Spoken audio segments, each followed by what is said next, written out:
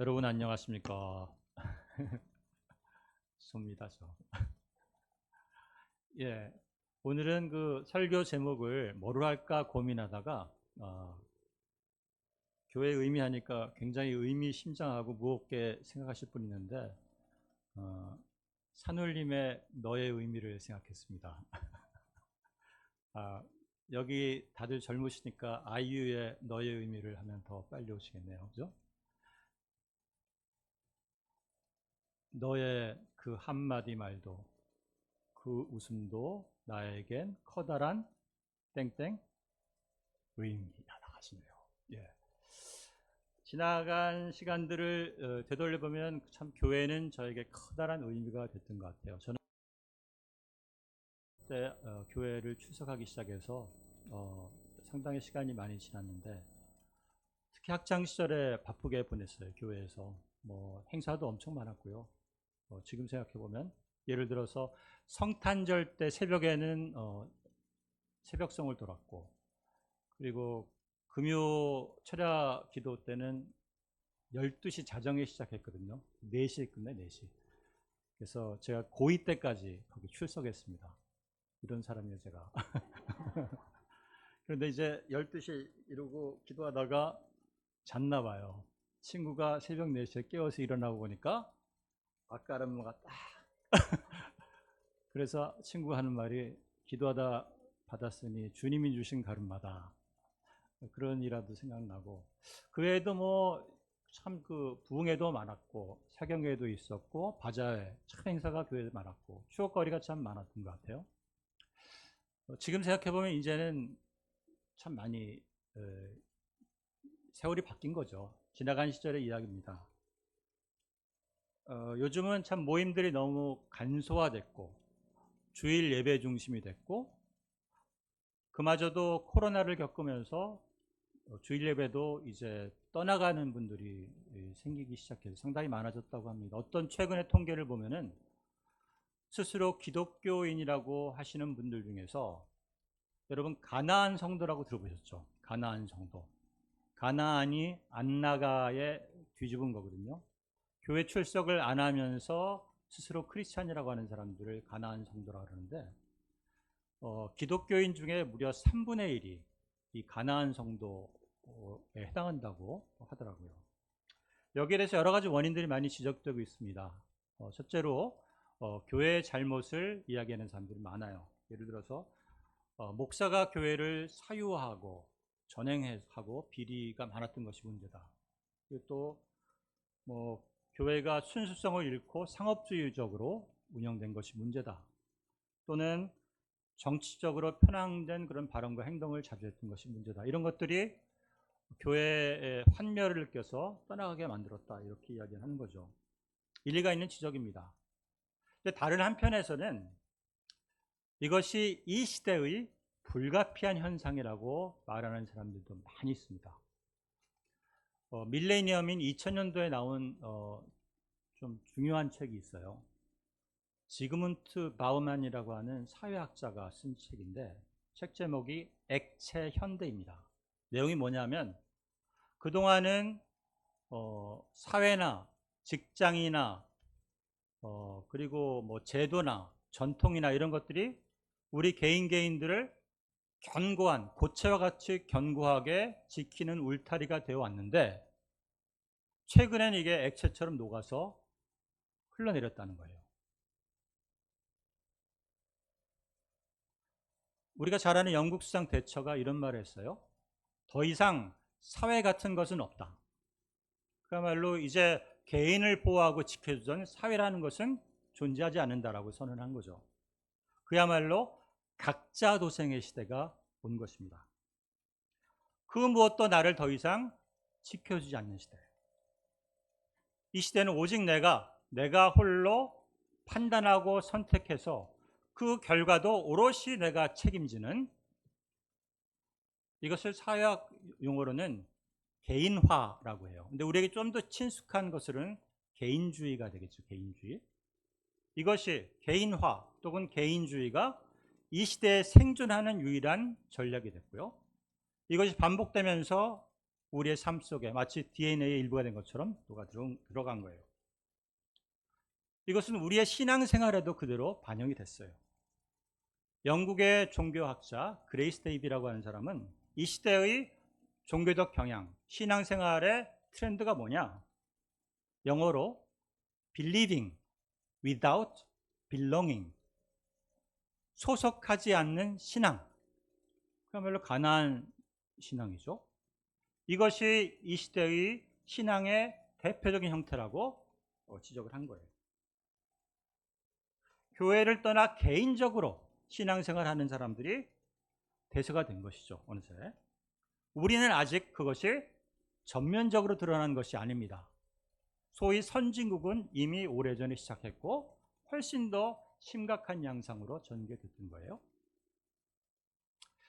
이렇거나 저렇거나 이런 흐름들이 우리 신앙인들에게도 은연중에 영향을 미치는 것이 사실이에요. 그래서 우리 스스로도 어떤 때는 꼭 교회를 가야 하나? 사람들하고 부딪히기도 싫은데 나 혼자 성경 보고 기도하고 그러면 되지 않을까? 교회를 꼭 다녀야 될 그런 가치가 있는가? 이런 의문이나 질문들이 솟아올 때가 있는 거죠. 자, 이런 것들 우리 신자들의 문제를 저는 얘기를 하고 싶어요. 이것은 어쩌면은 우리가 어렸을 때부터 들어왔던 익숙한 그런 그 기독교 구원에 대한 관념하고도 관계가 있어요. 여러분, 제가 질문 하나 드릴게요. 구원이 무엇입니까? 3초내에 대답하시는 분은 드릴 선물을 얻고 제가 기도할게요. 예, 구원이라면, 질문하면 구원이란 되게 많이 대답하시는 것은 예수 믿고 천국 간다. 그게 제일 많죠. 다른 말로 예수 천당 불신 지옥. 근데 제가 이거를 곰곰이 생각해 봤어요. 이거보다 더 좋은 그 문구가 뭘까? 제가 일주일을 고민하다가 포기했습니다. 정말 잘 만든 문구예요. 이렇게 짧고 운율이 딱딱 맞아서 귀에 쏙쏙 들어오는데 어쨌든 복음 진리를 담고 있으니까 기억하기도 너무 쉽고 아주 효과적인 문구죠. 짭다는 것은 미덕이에요. 그런데 반대로 짧다는 것은 큰 약점이 되게 돼요. 왜냐하면 짧은 기 때문에 복음의 풍성한 내용을 다 담지 못하고 중요한 일부가 생략되기 때문이죠. 특히 중요한 것은 이 구원이 갖고 있는 풍성한 내용 중에서 공동체에 대한 내용이 생략되어 있고 세상에 대한 내용이 생략되어 있어요. 이것은 어쩌면은 이 땅에 복음이 들어와서 수용되기 시작한 그때부터 소위 근본주의적인 신학이 영향을 받은 탓일 수도 있어요. 근본주의라는 것은 굉장히 많은 복잡한 체계인데 오늘 말씀과 관련해서 본다면 하나님과 나와의 1:1 관계만 중요시해요. 그 외에 공동체 안에서의 내용이라든지 특히 공공신학에 대해서는 관심이 없어요. 이런 근본주의적인 신앙의 경향이 시작되었고 그것이 여러분 아시다시피 일제시대, 한국전쟁, 이 엄혹한 세월을 보내면서 그야말로 죽어서 가는 천당, 예수 믿고 천당 간다, 이런 신념, 이런 신앙의 체계가 고착화된 거죠. 한마디로 이것의 특징은 신앙의 개인적인 측면만 나와 있어요. 내가 믿고 내가 천당 가는 거죠. 또 하나는 이 세상보다 죽어서 가는 천국, 내세지향, 피안적인 신앙, 그런 특징이 있다는 거예요. 여러분, 구원을 사실 그 전체를 우리가 짧은 말로 담아내기는 쉽지 않아요. 저도 굉장히 노력을 많이 해봤는데 문장이 쉽지가 않더라고요. 가장 좋은 것은 예배 시작부에 우리가 함께 고백을 한 뭐죠? 사도신경. 사도신경에 있는 신앙 고백의 내용을 우리의 믿음, 구원에 대한 믿음으로 우리가 항상 생각을 해야 돼요. 그럼 구원이 무엇인가에 대해서 우리가 폭넓은 지식과 믿음을 갖게 될 수 있죠. 구원은 여기서 말하자면 예수 믿고 나 혼자 죄사함 받고 나 혼자 마치 외딴 섬처럼 혼자 지내는 것이 구원이 아니에요. 구원은 관계 안으로 들어가는 거예요. 관계 안으로. 첫사람 아담의 범죄함으로 하나님과 우리가 분리됐죠. 우리가 하나님과의 관계가 단절되고 고립되었습니다. 그렇다면 구원은 뭐냐? 그것은 연결이고 커넥션이고 그리고 사귐이에요. 사귐. 사귐 이것을 우리가 잘 아는 헬라어로 코이노니아라고 해서 코이노니아, 친교. 구원은 뭐냐? 연결이고 사귐이에요.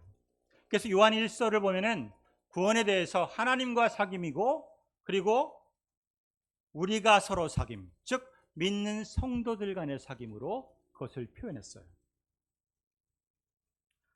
즉 구원이라는 것은 수직적으로 하나님과 교제하고 수평적으로 교우들과 교제하고 친교하는 것이 바로 구원의 본질이에요. 이 수직적 교제와 수평적 교제가 발생하고 일어나는 현장이 어디냐? 그것이 바로 교회예요. 그래서 몰트만이라고 하는 신학자는 구원은 우리의 사귐을 통하여 삼위일체 하나님의 사귐 가운데로 참여하는 것이라고 했고 교회가 바로 그 현장이라고 말했어요. 그래서 교회가 중요하지 않을 수 없는 거죠. 기독교 초기의 교부들은 교회가 없으면 구원도 없다고 했어요.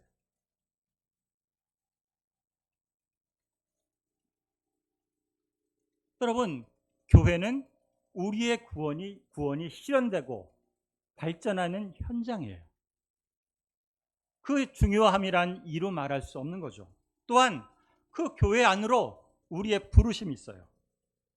골로새서 3장 15절에 너희는 평강을 위하여 한 몸으로 부르심을 입었나니, 한 몸으로 공동체로 우리가 부르심이 있다는 거죠. 우리가 이것을 믿음으로 받아들인다면 우리에게 이제 남은 중요한 질문은 교회에 갈 거냐 말 거냐 이건 아니죠. 답이 정해져 있어요. 중요하고 의미 있는 질문은 그렇다면 공동체 안에서 교회 안에서 어떻게 참여할 것인가? 우리의 그 공동체 참여의 포인트가 뭐냐? 이것을 알아가는 거죠. 초점이 뭐냐는 거죠. 여기에 대해서 오늘 우리가 읽은 본문은 많은 중요한 지침을 주고 있습니다. 여러분 먼저 우리가 읽은 본문 중에서 첫 절이죠. 11절 한번 다시 읽어봅시다. 시작. 그가 어떤 사람은 사도로, 어떤 사람은 선지자로, 어떤 사람은 복음 전하는 자로, 어떤 사람은 목사와 교사로 삼으셨으니. 삼으셨으니 이 말을 원문에서는 영어로 give 동사로 했어요. 주셨다. 이것은 8절에 보면 그리스도께서 하늘로 올라가시면서 우리에게 선물을 주셨다. 이 말씀하고 호응이 되는 말씀이거든요. 즉 여기서 우리에게 직분자들을 주셨는데 그게 그리스도께서 하늘로 올라가시면서 우리에게 주신 선물이라는 거예요. 선물. 왜 선물을 주셨을까요? 그 다음 절인 12절에 나와요. 한번 읽겠습니다. 시작. 이는 성도를 온전하게 하여 봉사의 일을 하게 하며 그리스도의 몸을 세우려 하심이라. 이는 성도를 온전하게 하며. 카타르티스모스라고 하는 헬라어 단어가 여기 해당하는데 이것은 영어로 번역하면 equipping, 구비함이죠. 트레이닝, 훈련함, 그 뜻을 갖고 있어요. 그런데 원래 그 시대에 이 단어는 의학적으로 사용됐어요. 뼈가 어긋나고 부러진 사람들 뼈를 고치고 붙이는 것, 이거를 어려운 한자어로 뭐라 그럴까요? 부러진 뼈를 붙인다. 접골. 모르시는군요. 저는 접고를 잘 알아요. 왜냐하면 어렸을 때 접고론 출신이거든요. 장난하다가 넘어져가지고 팔이 부러졌어요. 그랬더니 이제 되게 아팠는데 접고론에 가서 부러진 뼈를 붙이고 그 다음에 깁스를 하고 한 달을 지냈더니 깨끗하게 나왔다는 거죠. 접골입니다. 접골. 여러분, 하나님 편에서 보면 우리는 원래 뼈가 어긋나거나 좀 부러진 사람들이에요. 정상이 아니에요. 그래서 우리가 하나님 나라의 일을 제대로 하려면 먼저 우리의 비틀리고 부러진 뼈를 맞춰야 돼요. 그래야 그 일을 감당할 수가 있다는 거예요. 그것이 준비 과정이죠. 이 일은 누가 할까요? 그리스도께서 우리에게 선물로 주신 직분자들입니다. 직분자들. 말하자면 목사님, 선생님들, 그리고 장로님, 권사님, 안수집사님, 서리집사님, 또 많은 직분자들. 이분들은 교회에서 빨간 모자 쓰신 분들이에요. 빨간 모자. 군대 조교에서 조교. 그래서 막 호루라기 불고 막 야단도 치고 그러는 거죠. 사실 저도 교회 생활을 오래 하면서 야단을 한두 번 맞은 것이 아니에요. 야단 맞을 때 기분 좋은 사람 별로 없죠. 그죠? 저도 불쾌했던 적이 기억이 많이 있습니다. 그때는 불쾌했는데 돌이켜보면은 신앙을 배워나가는 그것이 하나의 과정이에요. 만약 그런 순간들이 없었으면은 기독교 신앙에 대해서 지금보다 덜 배웠을 것 같아요. 이렇게 그 직분자들을 통해서 우리를 온전케 하고, 이것은 그 목적이 뭐냐 하면 뭐라고 되어 있습니까? 봉사의 일을 하게 하며 그리스도의 몸을 세우려 하십니다. 봉사의 일을 하게 하는 게 목적이에요. 그 봉사. 봉사라 그러니까 벌써 얼굴빛이 좀 어두워지시는 분들이 있어요. 사실 좀 안 좋은 기억들이 있을 수 있거든요. 지금은 좀 적은데 과거 한국 교회 중에서는 교인들을 마치 기계 부품처럼 계속 돌려요. 일시키고. 그래서 그 결과 교회는 부흥했을지 몰라도 교인들 일부는 번아웃돼서 나가 떨어지는 경우가 왕왕 있었던 거죠. 그럴 때 도대체 누구를 위해서 성장하는 건가, 이런 이야기가 나오는 거죠. 이와는 반대로 교회 일의 모든 것은 소위 목회자들이 하고, 교인들은 아무 일 안 하고 그냥 왔다가 손님처럼 왔다가 가고, 이것도 사실 정상은 아닙니다. 정상은 아니에요. 이런 경우는 저는 막말로 영업집이지 교회는 아니라고 생각해요. 여기서 봉사는 헬라어로 디아코니아라고 합니다. 디아코니아. 이 말은 하인을 뜻하는 디아콘에서 왔어요. 즉 하인이 하는 일이 디아코니아, 봉사. 조금 더 우리에게 친숙한 말로는 섬김이죠. 그것이 디아코니아예요. 구체적으로는 당시에 하인들이 식탁에서 수종드는 일을 디아코니아라고 했어요. 요즘도 식당에 가면은, 여럿이 가면은 이런 수종은 누가 될까요? 나이가 젊거나 사회적 지위가 낮은 사람들이 주로 됩니다. 사실 이것은 성경적인 것은 아니에요.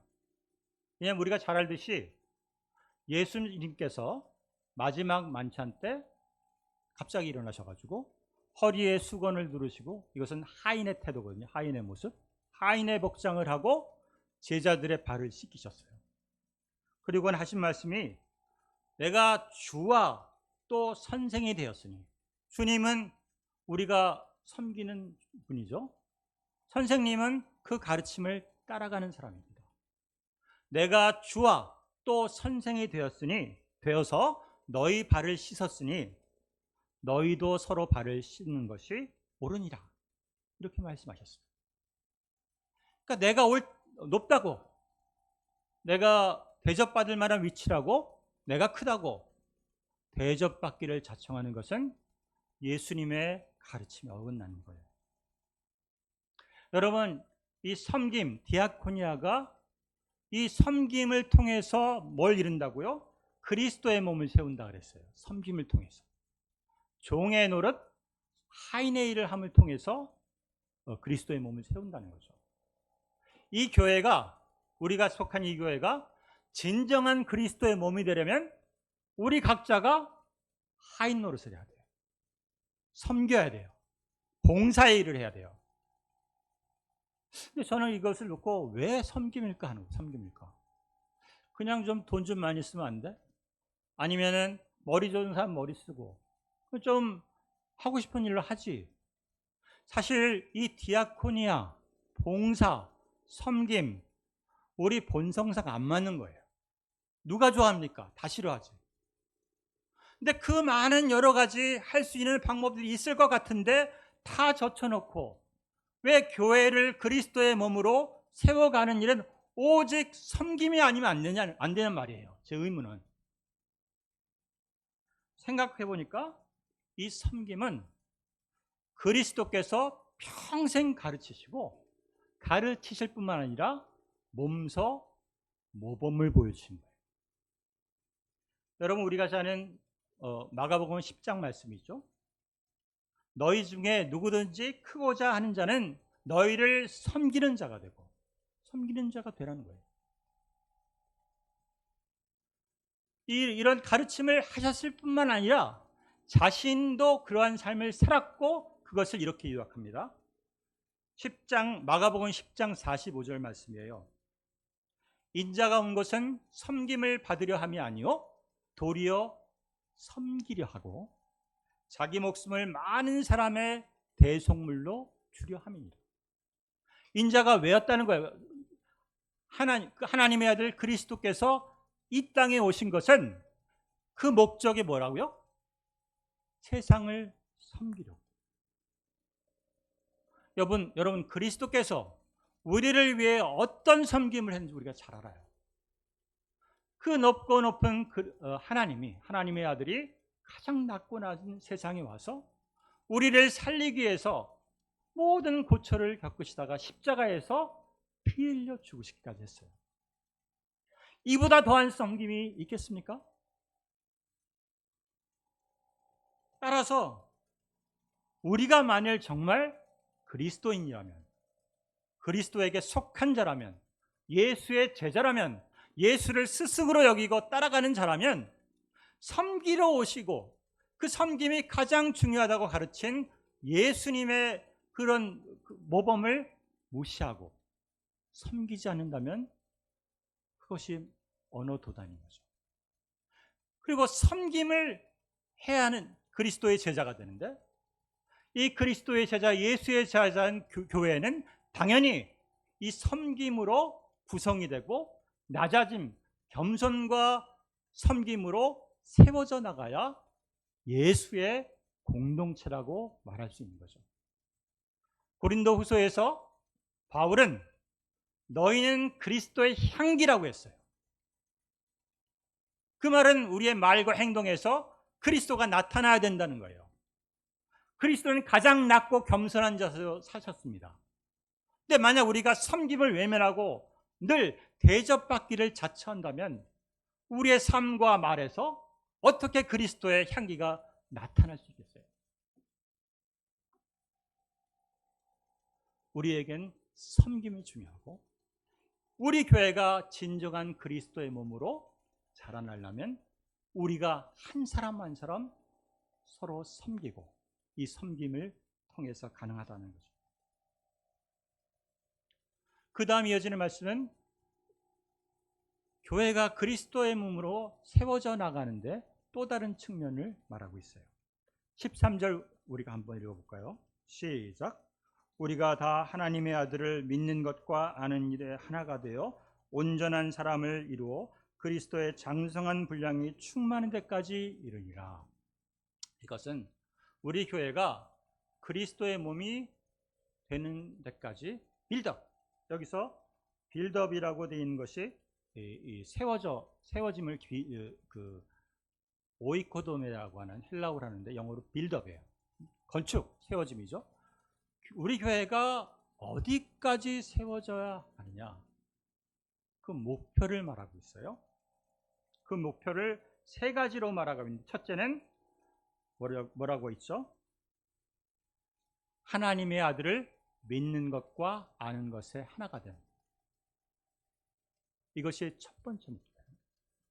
여러분, 하나님의 아들을 믿는 것은, 여기서 믿는다, 믿음, 피스티스는 내가 믿는 마음, 소위 신심이죠. 주관적 믿음을 말하는 것이 아니에요.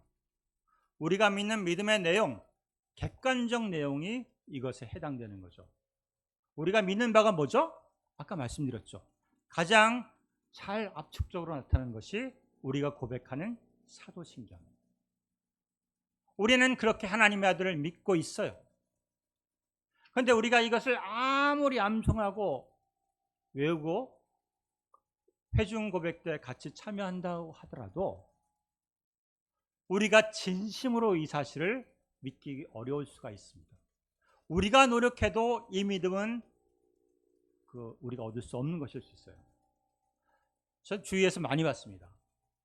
여러 가지 자기 삶이 어려워서 정말로 예수가 필요했고 예수를 너무나 절실하게 믿기를 원했는데, 그래서 부흥회도 가고 부흥회 주강사였던 복음 설교에 우리나라에서 대가라고 하는 분이 과감히 시간을 내셔가지고, 그분도 대단하죠. 학생 하나 전도한다고 그렇게 유명하신 목사님이 그 집에 왔어요.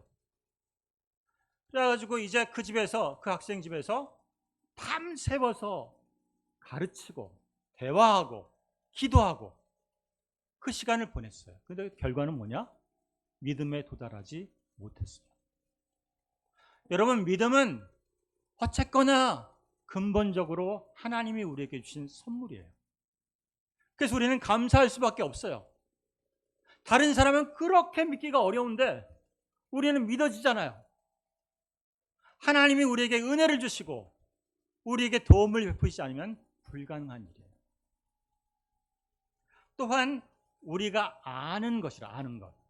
이 지식을 말하는데, 여기서 지식은 일반적으로 지식을 말하는 헬라어 그노시스가 아니고 거기에 강세형 접두사가 붙은 에피그노시스예요.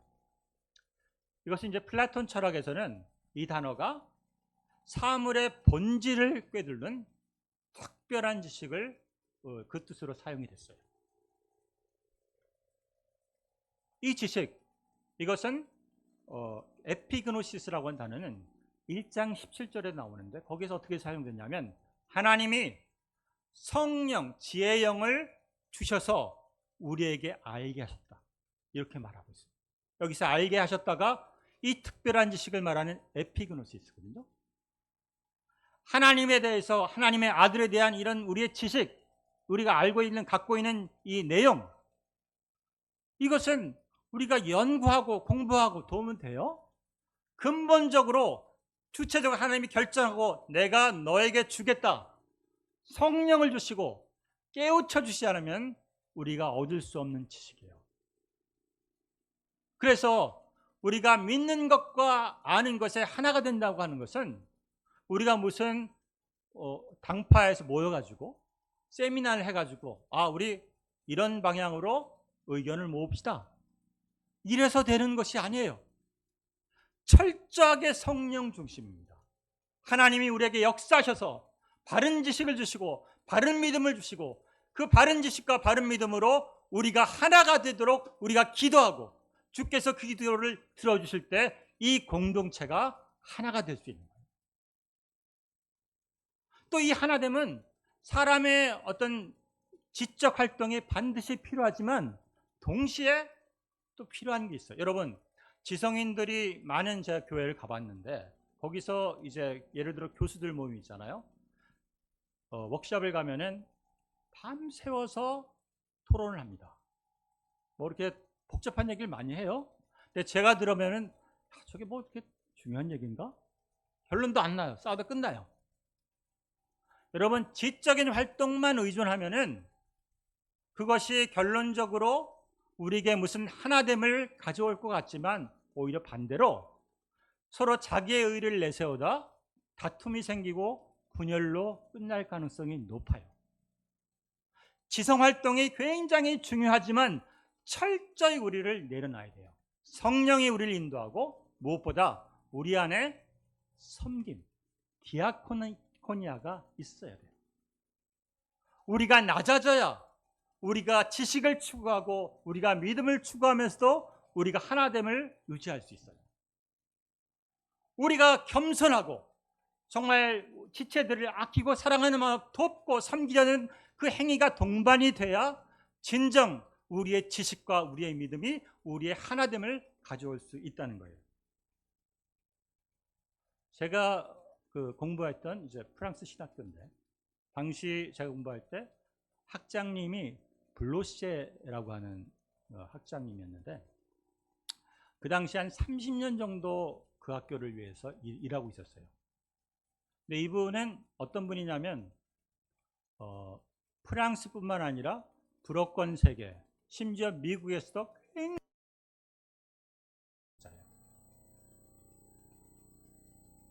이 정도 위상이면 상당히 높은 위상인데 학문적으로.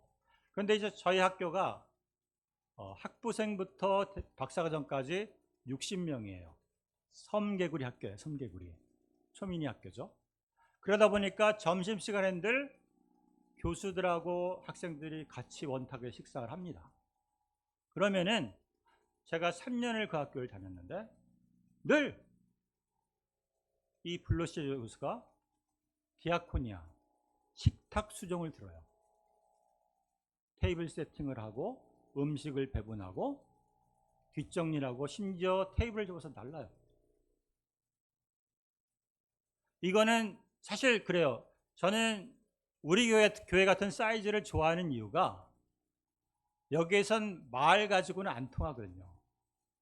말만 번지르 해도 실상이 어떤지를 숨길 수가 없어요. 제가 다녔던 신학교가 딱 그 사이즈입니다. 전교생이 기숙사 생활해요. 교수들과 늘 부딪혀요. 블루셰 교수에 대한 삶의 모습을 너무나 많이 봤어요. 마음에 감동이 됩니다. 저만 그런 게 아니에요. 학교에 하나의 폐단이 됐는데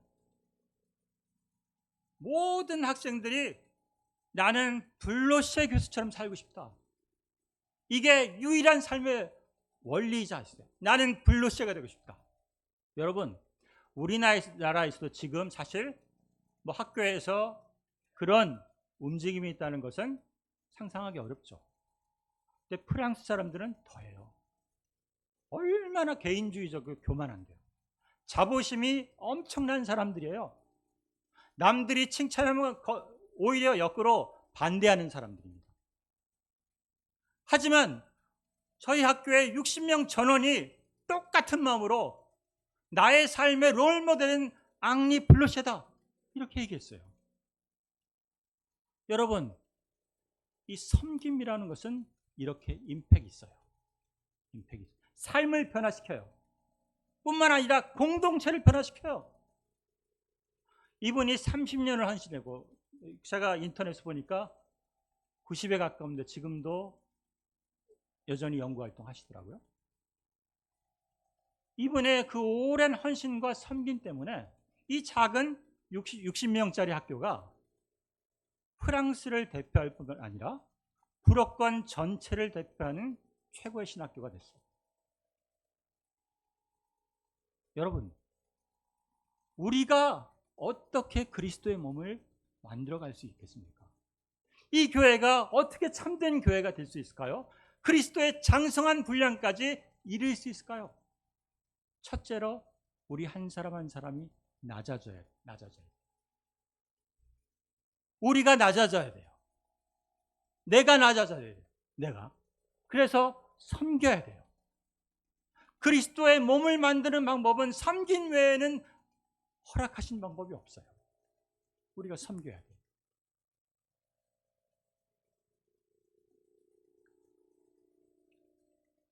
마지막으로 우리가 16절을 한번 읽어보겠습니다. 16절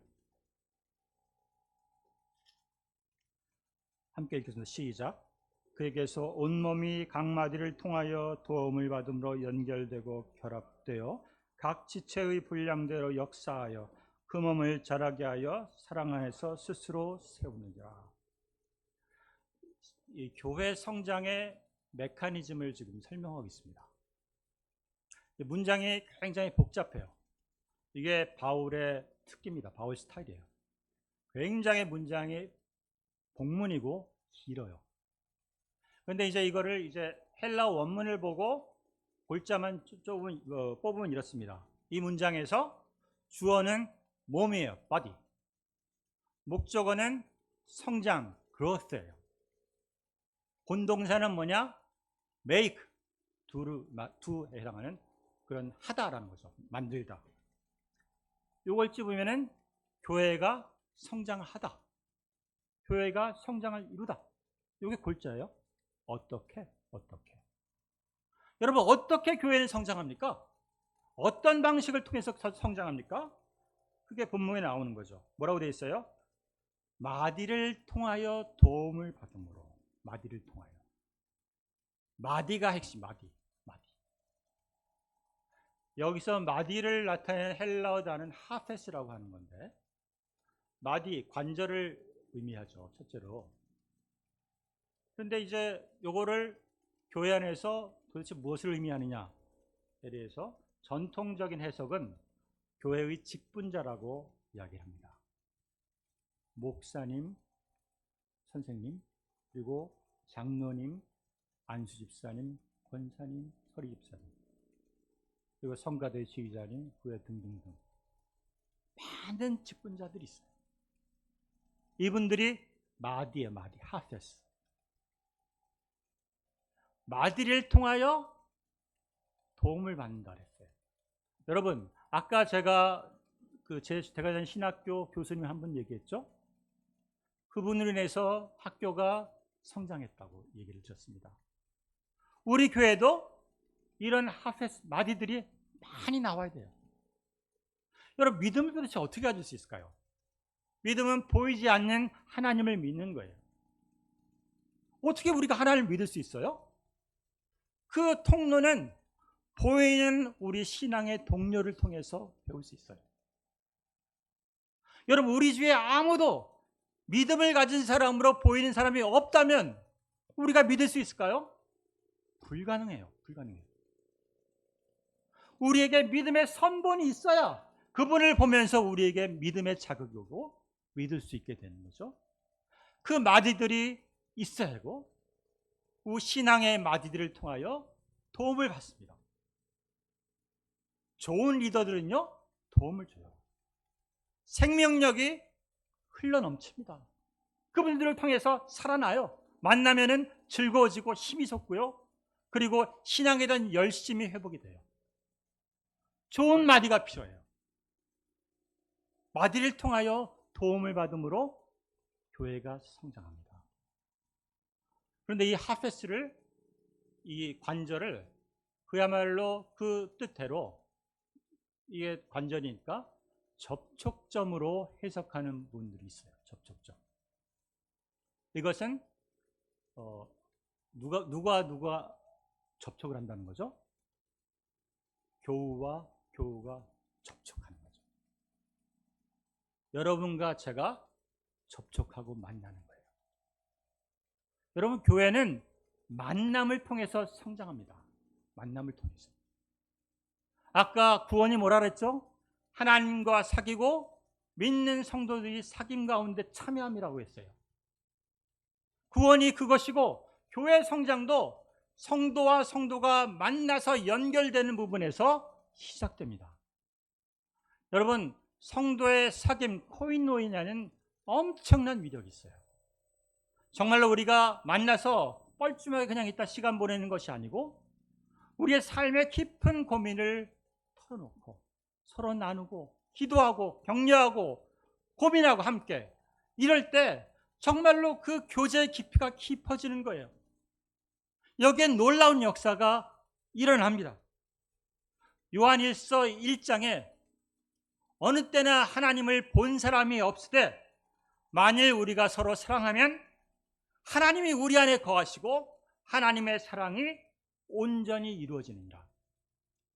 여러분, 우리의 만남 가운데 하나님이 실존해요. 우리의 교제 가운데 하나님의 사랑이 완성이 돼요.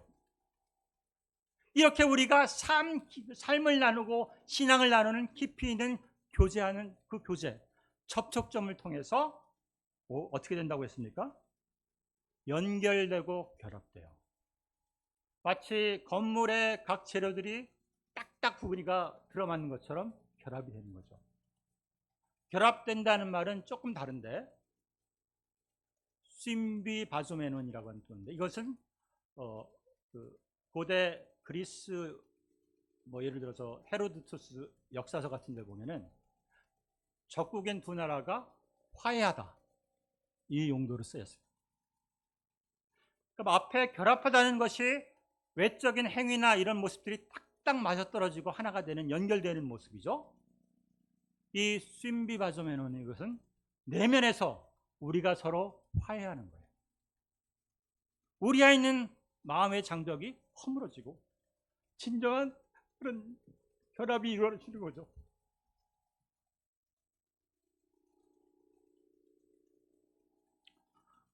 이런 결합과 화해를 통해서 그것은 어떻게 일어난다고요? 우리의 만남, 우리의 사귐을 통해서 발생하고 일어나는 거죠. 이것이 바로 교회를 성장시키는 과정이에요.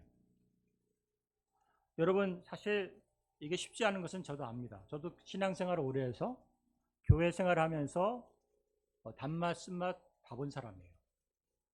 즐거웠던 것, 고통스러웠던 점 다 있어요. 요건 되겠다 안 되겠다 견적이 다 나와요. 예를 들어서 공동체 내에서 이게 될까? 하나가 되는 게 될까? 연결이 될까? 접촉점이 생길까? 계산할 수 있어요. 제 생각이죠. 여러분, 보통의 경우에 나의 경험, 나의 인간적인 판단 때문에 우리의 친교가 주저앉습니다. 거기서 머물러요. 저는 이때 말씀을 함께 나누고 싶은 것은 고린도후서 5장 17절 말씀이에요.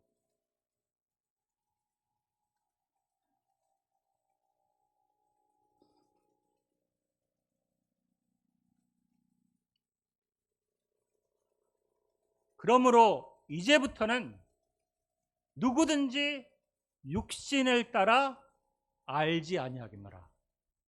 여러분, 육신을 따라가 뭐죠? 세상의 기준, 세상의 판단이에요. 동시에 내가 갖고 있는 인간적인 경험, 나의 생각, 나의 판단, 이것도 있어요. 여러분, 이런 육신을 따라서 우리가 보잖아요. 우리 관계는 소망이 없어요. 나아질 게 하나도 없습니다. 하지만 바울은 그 순간 내가 이제부터는 아무든지 육신을 따라 사람을 알지 아니하겠노라. 오직 그리스도 안에서 새로운 피조물로 되야겠다는 거죠. 우리 안에 이런 결단이 있어야 된다는 거죠.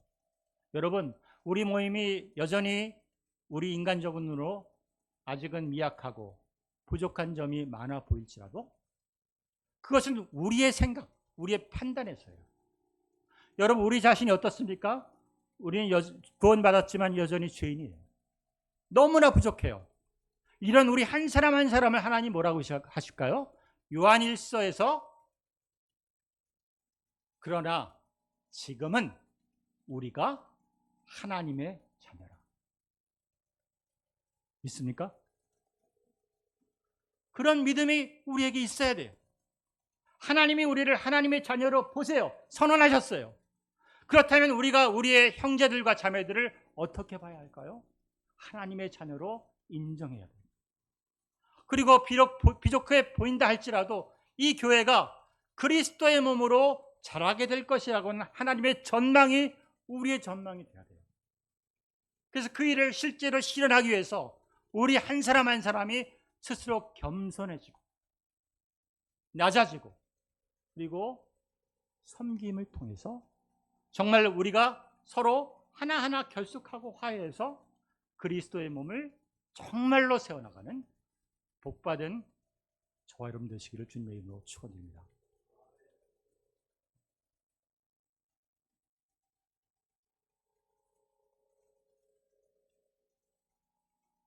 사랑하는 하나님, 감사합니다. 우리에게 말씀을 주셔서 우리에게 새로운 소망과 기대를 주신 것을 감사드립니다. 하나님, 이제는 우리가 서로에 대해서, 우리 자신에 대해서 육신을 따라 알고 생각하지 않기를 원합니다. 지금은 우리가 하나님의 자녀라고 선언하셨는데 우리도 하나님의 그런 판단과 생각을 받아들여서 비록 부족하지만 우리 자신을 먼저 인정하고 뿐만 아니라 우리 옆에 있는 우리 교우들을 인정하고 사랑하며 먼저 낮아지고 섬기면서 우리가 하나로 결합되고 연결되어서 주님의 몸을 세워나가는 복된 공동체 될 수 있도록 주님 인도하여 주시옵소서. 감사드리며 예수님의 이름으로 기도했습니다. 아멘.